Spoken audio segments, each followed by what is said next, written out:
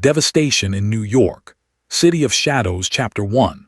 When darkness devoured the city of heroes, the sun died early over New York City. Not in the natural descent of twilight, but in a violent, suffocating erasure. The sky above Manhattan twisted into something unrecognizable. A churning mass of living darkness that pressed down upon the metropolis like the palm of an angry deity. Stars vanished first, swallowed whole by dragon-shaped shadows that coiled and writhed across the heavens, their silhouettes enormous and primordial against the fading light. These were not mere clouds or atmospheric phenomena.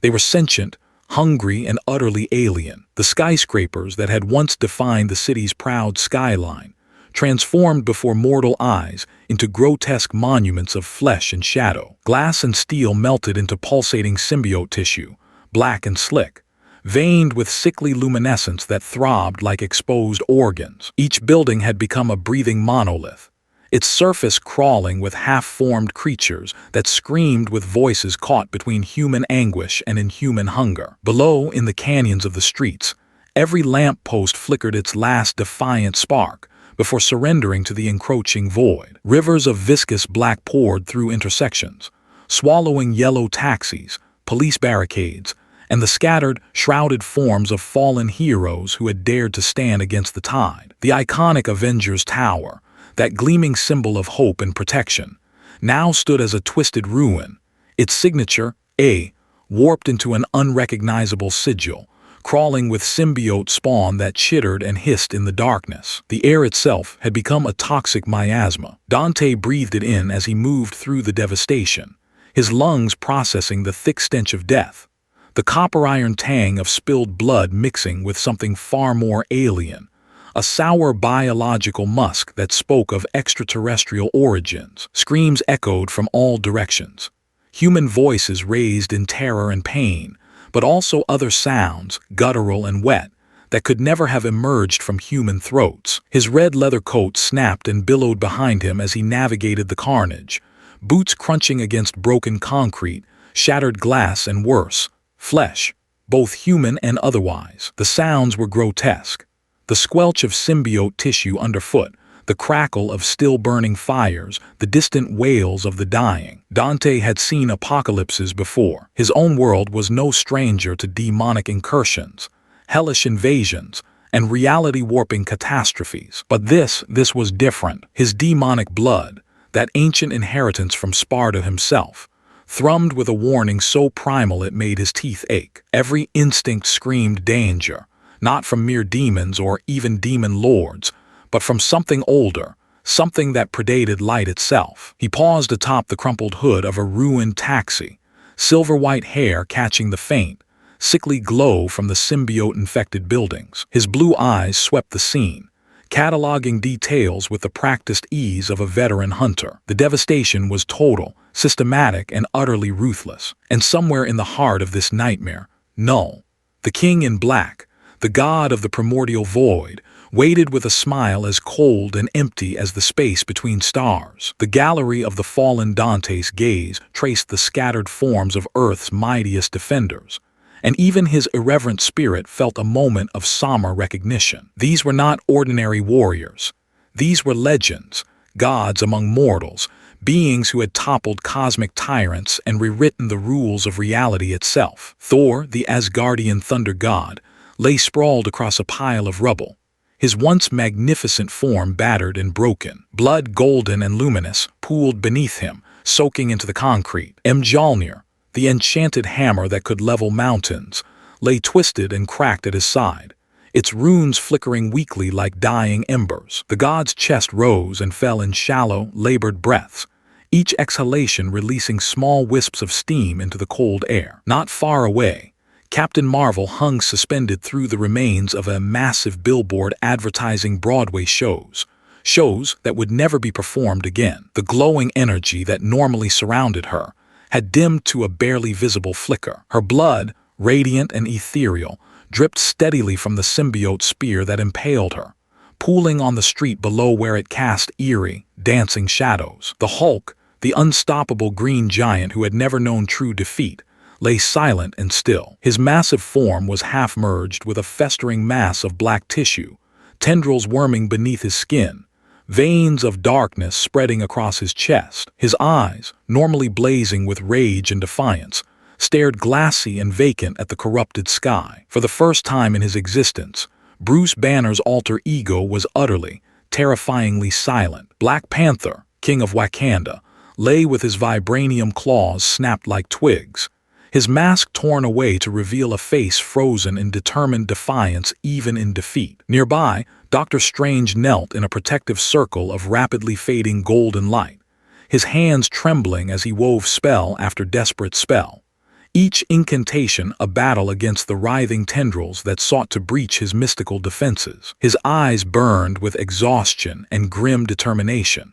The Sorcerer Supreme would not fall easily, but even he could only hold back the tide for so long. Above this tableau of devastation, the last of Knull's symbiote dragons circled like massive vultures, their wings blotting out what little light remained. They moved with terrible patience, awaiting the final command to descend and finish what their master had begun. This was the catastrophic aftermath of Knull's invasion. The greatest champions of Earth, warriors who had faced down Thanos, conquered alternate dimensions, battled cosmic abstracts, lay broken and helpless. The city had become a living mausoleum, every surface carpeted with symbiote flesh that pulsed and breathed with malevolent intelligence. As Dante approached the epicenter of the devastation, his coat caught in a sudden gust of icy wind, a breeze that carried with it the scent of absolute zero, of the void between galaxies, of endings without resurrection. This was no natural phenomenon,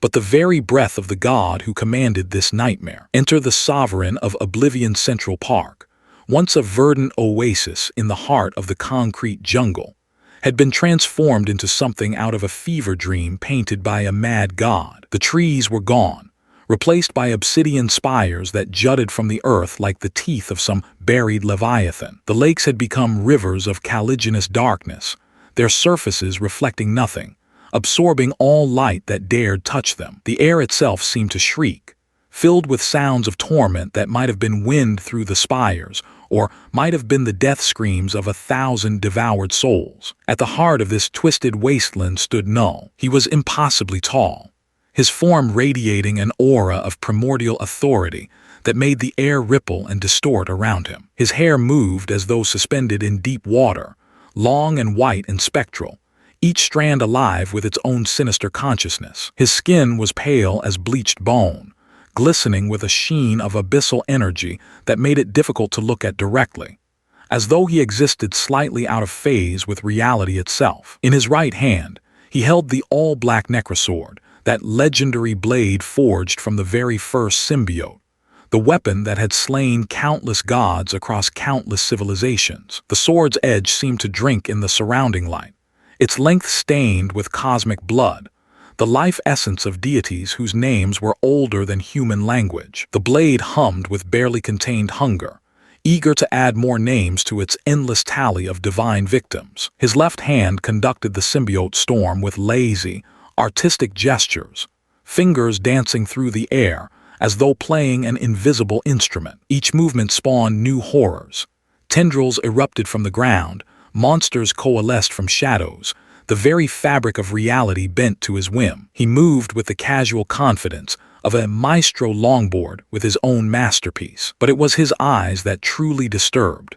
Deep pits of absolute silence, voids within voids, windows into an emptiness so complete that to gaze into them was to feel hope itself begin to wither and die. Those eyes settled on Dante now, regarding the demon hunter with a mixture of curiosity and crushing indifference. Knull's voice emerged not through his mouth, but directly into Dante's mind, a telepathic intrusion that felt like ice water being poured directly into his skull. The words carried weight, presence, the accumulated mass of billions of years of existence. Another hero stumbles forth to die.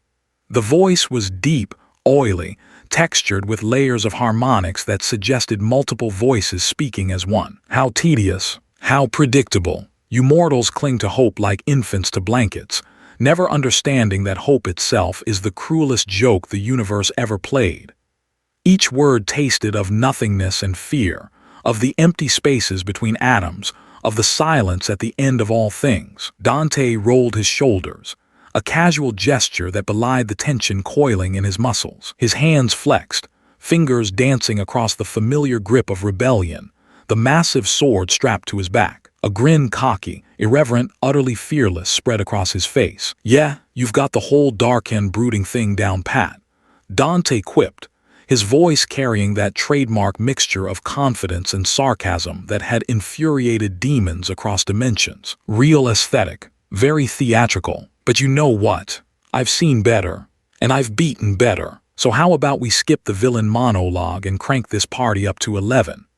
With a flourish that was pure showmanship, Dante drew rebellion in one smooth motion, the blade catching the faint light and reflecting it in crimson flashes. The sword hummed with anticipation, hungry for battle. There would be no retreat, no backup cavalry charging over the hill, no clever escape plan or desperate last-minute rescue. Only the two of them, Devil Hunter and Void God, locked in a confrontation that would shake the very foundations of reality. Only battle, pure, uncompromising, apocalyptic battle. Unleashing the demon within Dante's grin widened as he felt the familiar surge building within him, that intoxicating rush of power that came from embracing his demonic heritage. He closed his eyes for a fraction of a second, reaching deep into the wellspring of infernal energy that flowed through his veins, the legacy of Sparta awakening in response to his will. "Let's rock," he shouted and activated his devil trigger. The transformation was instantaneous and spectacular. A corona of blood-red energy erupted around him, so intense it cast stark shadows across the devastated landscape. His body surged with power as his demonic form emerged. Curved horns erupted from his forehead, piercing through his silver hair. Leathery wings unfurled from his back with a sound like thunder, each membrane veined with pulsing crimson light. His eyes blazed with hellfire, pupils narrowing to slits that burned with predatory intensity. Every muscle in his body swelled with supernatural strength, his already impressive physique becoming something beyond human, beyond mortal limitation. His senses expanded exponentially, the world suddenly sharp and crisp and impossibly detailed. Time seemed to slow, each heartbeat stretching into eternity, giving him a clarity of perception that bordered on precognition. He could see the individual fibers of symbiote tissue writhing across the buildings, could count the scales on the dragons circling overhead, could taste the fear still lingering in the air from 1,000 fleeing citizens. This was power, this was freedom, this was what it meant to be the son of Sparta. Without warning, Dante launched himself forward. The pavement beneath his feet exploded from the force of his acceleration, chunks of concrete and asphalt blasting outward in a crater as he achieved speeds that shattered the sound barrier. The air shrieked in his wake, a sonic boom rolling across the devastated park. His first strike was deliberately casual, a broad, sweeping slice aimed at Knull's midsection, more insult than attack. But before the necrosword could rise to parry, Dante was already gone, blurring upward in a shower of demonic energy that left crimson afterimages hanging in the air. He materialized above Knull, wings spread wide and opened fire. Ebony and ivory, his signature handguns, customized artifacts that channeled his demonic power, roared in perfect synchronization. Each bullet was no mere projectile but a concentrated blast of magical energy, detonating on impact in miniature cyclones of hellfire. The air filled with the staccato thunder of gunfire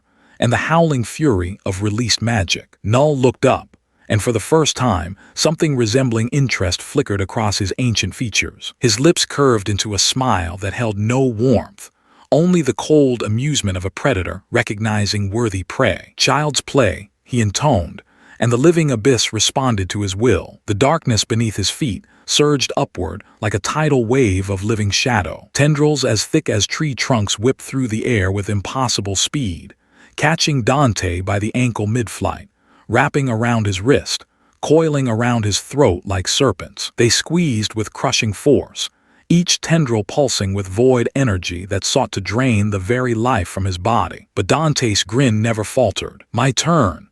Twin blasts of Ifrit's fire erupted from his hands, not ordinary flame but infernal fire born from the heart of the demon realm, heat so intense it could melt steel in seconds. The tendrils combusted instantly, disintegrating into ash and smoke that smelled of sulfur and burnt flesh. Dante twisted in midair, wings beating with powerful strokes, and hurled himself skyward, dragging the battle away from the ground and onto the rooftop of the nearest twisted skyscraper. The city itself became their arena. Knulls will reshape the battlefield with terrifying ease.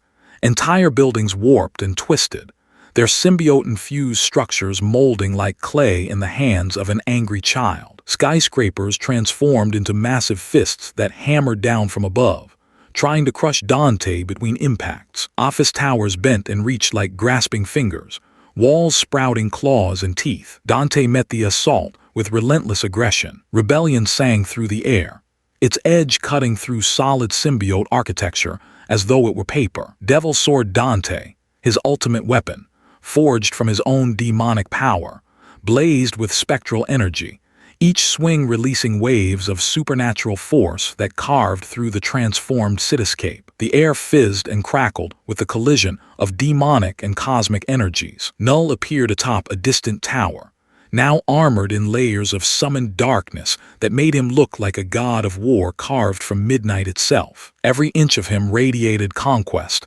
dominion, the absolute certainty of inevitable victory. The necrosword lashed out across the distance, and time itself bent. Dante felt it immediately.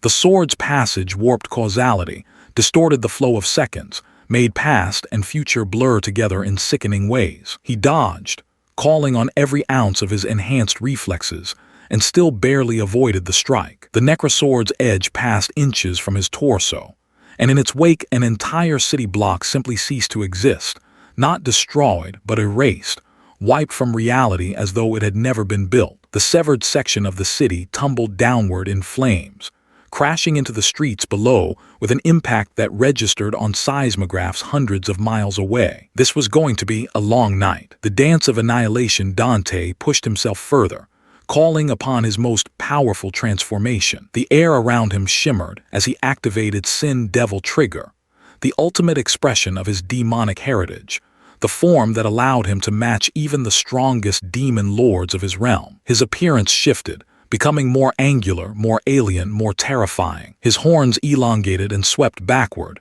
crackling with energy. His armor solidified, becoming something that looked organic and mechanical simultaneously, covered in glowing red circuitry that pulsed with each heartbeat. Wings of pure energy spread behind him, vast and magnificent, trailing particles of light and shadow. Lightning crackled around him, not ordinary electricity, but Nevin's cursed storms, purple-white bolts that could tear through dimensional barriers. Fire wreathed his fists, Ifrit's flames, burning hot enough to melt stone. Rebellion gleamed with spectral fury, its edge vibrating at frequencies that could cut through anything, even concepts. He spun through the air like a dancer, like a warrior, like death itself. His attacks collided with Knull's abyssal armor and the necrosword in impacts that produced cosmic shockwaves, literal ripples in spacetime that shattered windows for miles, that split asphalt into geometric patterns, that made reality itself groan under the strain. Knull conjured dragons from the living abyss, massive serpentine forms that burst from pools of shadow, with roars that shook the foundations of buildings. Their wings spread wide, each one large enough to blot out the moon. They descended upon Dante in a coordinated assault, jaws gaping to reveal rows of teeth like obsidian daggers. Dante vaulted between them with impossible grace, firing endless barrages from ebony and ivory, each bullet finding its mark with perfect accuracy. Sword waves followed, crescents of pure cutting force that sliced through flesh and bone. He caught one dragon by the neck, twisted mid-flight, and drove Rebellion straight through its skull, then used the falling corpse as a springboard to launch himself at the next target. Spectral missiles erupted from his hands, homing projectiles that tracked their targets with relentless determination. Explosions blossomed across the sky like deadly flowers. Below, the city continued to heave and buckle. Knull summoned more horrors from the abyss.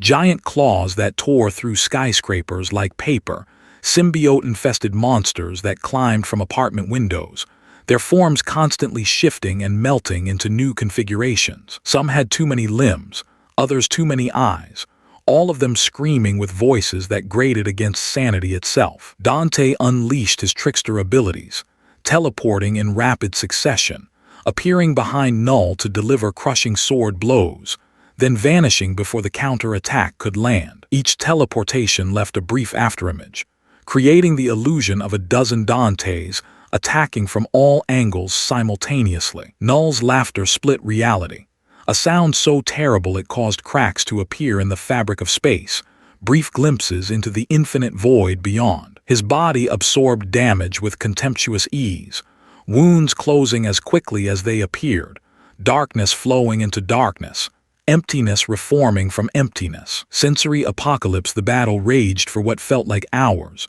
or perhaps only seconds. Time had become meaningless, distorted by the cosmic forces being unleashed. Manhattan's skyline continued its collapse. Knull's abyss spread like cancer through the city, black rivers racing between buildings, consuming everything they touched. The sky above warped further, boiling with non-Euclidean geometries that hurt to perceive directly, shapes that shouldn't exist, angles that violated the laws of physics, colors that human eyes were never meant to process. Debris stormed through the air in constant cyclones. Dante tasted ash and metal on his tongue, felt symbiote tentacles wrapping around his limbs with that terrible combination of being too cold and too alive.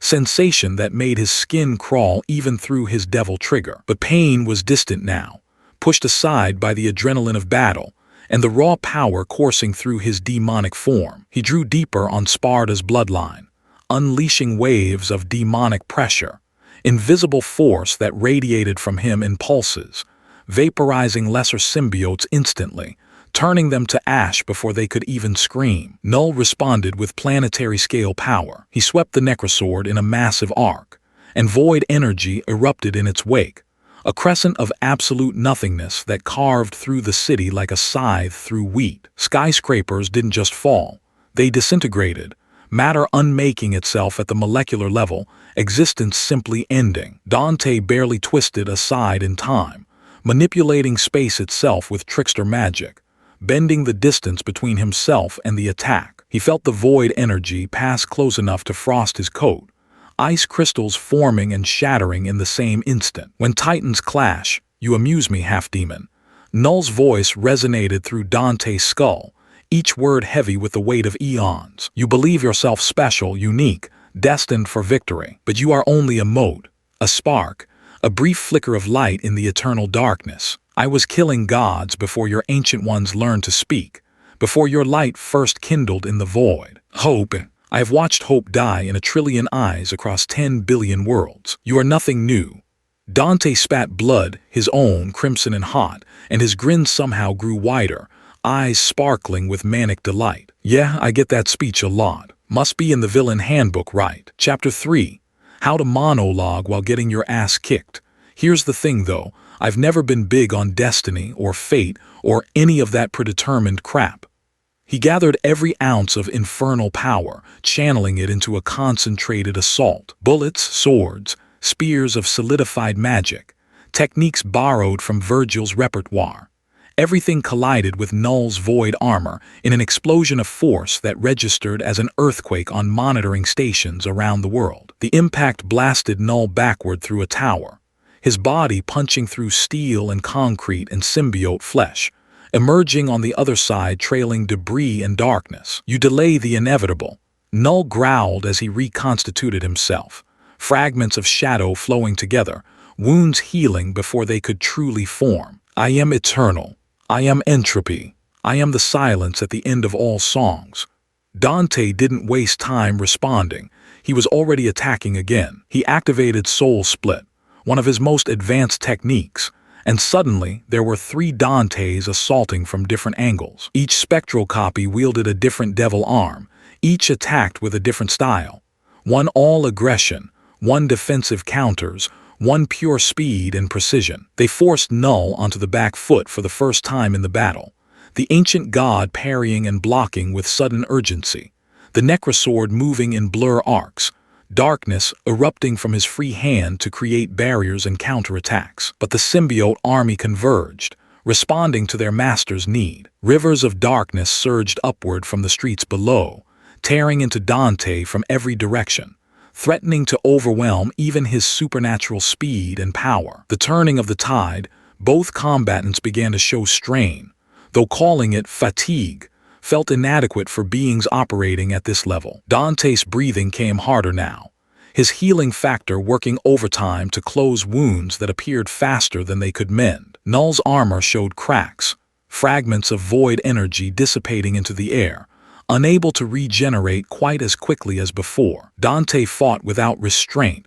without hesitation, drawing deeper and deeper on the demonic wellspring within his soul. His healing factor kept him functional, wounds sealing in seconds, broken bones mending, blood loss compensated by sheer stubborn refusal to fall. But the necrosword found purchase again and again, each cut leaving traces of void energy that resisted healing, that ate away at flesh like spiritual acid. Knull, fueled by the infinite living abyss, regenerated with supernatural ease. Each time Dante struck true, darkness simply flowed to fill the gaps, essence reforming from nothingness, his physical form nothing more than a temporary shell for consciousness older than galaxies. But slowly, incrementally, Dante's relentless chaos began to tip the scales. He combined styles with reckless creativity.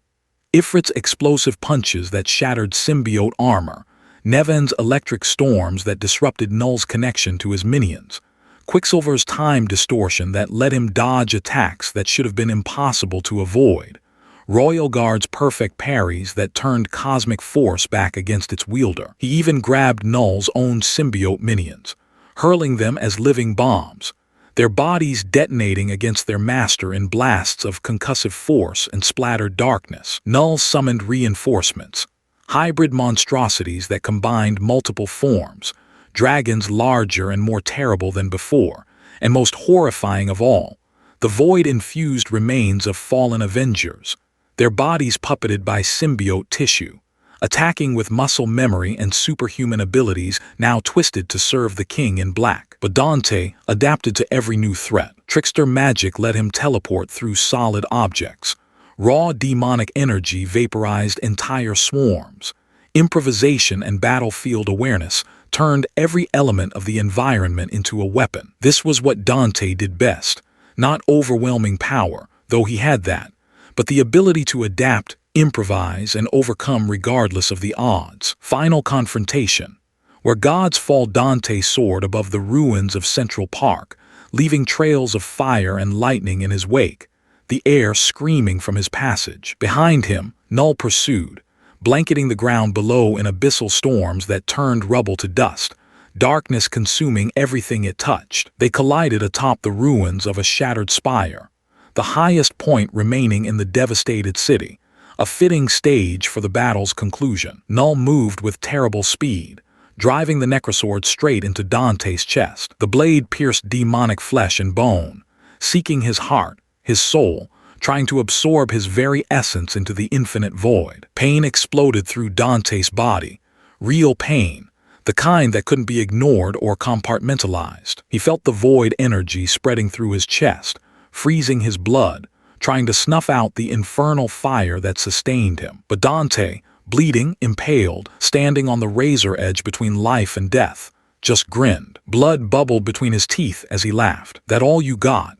He activated Sin Devil Trigger one final time, the ultimate transformation, pushing his demonic heritage to its absolute limit. His form blazed with apocalyptic power, horns elongating further, armor becoming thermonuclear, energy flaring red and black in a corona visible for miles. His power scaled beyond demon lords, beyond anything his world had ever produced, touching the threshold of true divinity. Every muscle surged with strength that could crack continents. The city trembled, buildings still standing beginning to collapse simply from proximity to the released energy. With a roar that shook the heavens, Dante twisted, forcing his body to move despite the sword impaling him, his essence burning hotter than the heart of stars, and drove Devil Sword Dante through Knull's exposed abdomen with devastating force. The impact was catastrophic. Reality itself rippled outward from the strike point. Shockwaves of pure energy shattered every remaining window in Manhattan,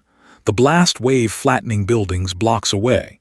Glass transformed to powder and steel to twisted ribbons. Knull stumbled, truly wounded for the first time in millennia. The devil's sword, forged from Sparta's soul, infused with power that had banished demon emperors, burned holes through the symbiote god that refused to heal. This was holy damage, conceptual damage, wounds that transcended the physical. Knull tried desperately to reform, calling on the abyss with panicked urgency, summoning every remaining shred of darkness to patch the spreading damage. But it wasn't enough. Dante pressed his advantage with merciless efficiency. He unleashed every element at his command. Fire that burned like supernovas, lightning that split atoms, ice that achieved absolute zero, wind that cut on the molecular level. He used Royal Guard to absorb Knull's cosmic counterattacks, then redirected them as focused beams of destruction. Unstoppable torrents of combined demonic and void energy turned against their original master. The Devil Hunter battered Knull through the ruins, using pure style and improvisation to keep the ancient god perpetually off balance, never allowing him a moment to recover or regroup. When the abyss shatters, Knull shrieked, no longer amused, no longer confident, but genuinely enraged, and for the first time in his inconceivable existence, afraid. The living abyss itself trembled and cracked. Hairline fractures spread across the darkness that covered the city, revealing glimpses of starlight beyond. The symbiote tissue that had consumed the buildings began to dissolve, smoke, and ash where there had been living shadow. Dante channeled every last spark of his demonic essence, every drop of power inherited from Sparta, every ounce of determination and stubborn refusal to quit. Ghostly afterimages surrounded him, dozens of Dantes, all attacking simultaneously, reality unable to keep up with his movements. At the perfect moment, Dante seized Knull and hurled him high into the air with strength that defied measurement. As the king in black rose, Dante unleashed everything: bullets, blades, spectral missiles, waves of pure destructive force, all converging on a single target, shredding the void god from within. As Knull fell, Dante dove after him, both fighters plummeting toward earth in a deadly embrace. Their combined energies bathed the city in unholy light, red and black, fire and void, creation and entropy locked in terminal combat. Knull tried one last desperate gambit, attempting to envelop Dante completely, to drag him into the infinite void, to erase him from existence itself. But Sparta's son was truly unstoppable now. With one final strike, a planet-shaking blow that channeled every legend, every impossible victory, every demon lord slain across his career, Dante bisected Knull from shoulder to hip. The necrosword shattered, void energies exploded outward, then collapsed inward, then simply ceased. The king in black fell in two pieces, his ancient form finally, impossibly defeated. The city convulsed one last time. Symbiote flesh melted like snow under summer sun. The twisted spires crumbled to dust. The corrupted sky tore apart, revealing stars that had been hidden for hours. Clean air rushed in to replace the toxic miasma, and Dante descended slowly amid the ruins, wings spread wide, bathed in the first light of dawn. Aftermath. Dawn over ashes. Knull's body lay motionless, consciousness retreating into whatever infinite dark spawned him. The symbiote army dissipated, individual fragments losing cohesion, dissolving into harmless shadows. The sky continued to clear, clouds parting to reveal a sun that had never looked so beautiful. Survivors crawled from the wreckage. Dante released his devil trigger, reverting to his human form, and the exhaustion hit him like a physical blow. He gasped, actually breathing hard for the first time in hours. His coat was little more than shredded tatters, his body a roadmap of cuts and bruises, but his spirit burned undiminished. Dr. Strange pulled himself upright, robes torn and bloodied but alive. Thor stirred, one eye opening to survey the changed battlefield. Other Avengers began to recover, healing magic and superhuman constitution knitting wounds. They all stared at Dante with expressions of awe and disbelief. Dante sheathed his blade slowly, carefully, then looked at the assembled heroes and offered a tired grin. "Well," he said, voice rough, "that's definitely going in the highlight reel."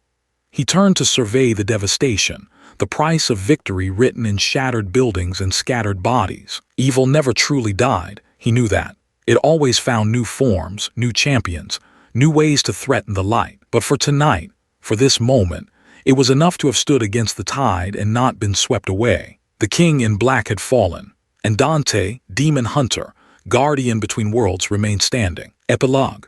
Why the devil triumphed. Dante's victory was earned through factors that went beyond raw power. He possessed faster-than-light reflexes, keeping pace with cosmic-level attacks. His devil trigger abilities warped reality itself, healing wounds that should be fatal, teleporting across impossible distances, duplicating himself, even distorting time's flow. His arsenal of devil arms provided counters to nearly any threat, elemental attacks that could adapt to any defense. But more than these measurable advantages, Dante possessed something Knull could not comprehend: genuine, unshakable hope mixed with irreverent defiance. The king in black fed on despair, grew stronger from hopelessness, thrived in environments where light had been extinguished. Against Dante, who joked while impaled, who grinned while bleeding, who refused on a fundamental level to accept defeat, Knull's advantage evaporated. The demonic heritage from Sparta,